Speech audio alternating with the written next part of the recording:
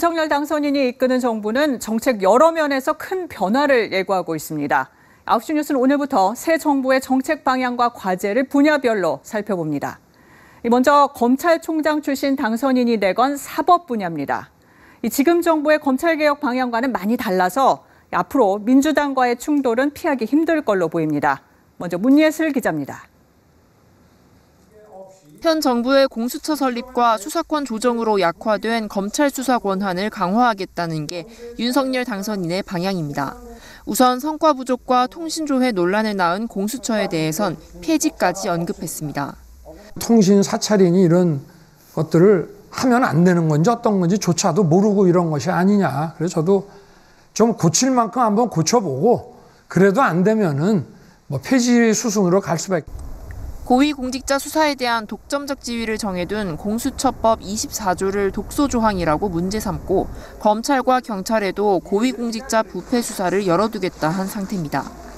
윤 당선인은 법무부 장관의 수사지휘권 폐지도 공언했습니다. 윤 당선인의 검찰총장 시절 추미애 당시 법무장관이 총장의 지휘권을 박탈한 사례가 있는데 이런 본인의 경험도 담긴 것으로 보입니다. 수사 지휘권이 검찰 통제 수단으로 악용된다는 인식이 깔려 있습니다. 법무부 장관은 정치인입니다.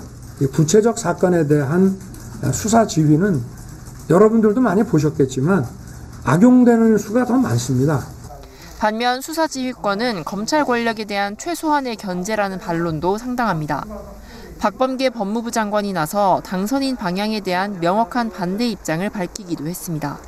검찰에 의해서 인권이 보호되지 못하거나 또는 검찰권의 남용, 공정하지 않은 검찰권의 행사 이러한 것들이 있었습니다. 수사지휘권은 그런 측면에서 검찰개혁을 줄곧 강조해온 다수당 민주당이 다 반대하는 사안인데 모두 법을 바꿔야 하는 문제입니다.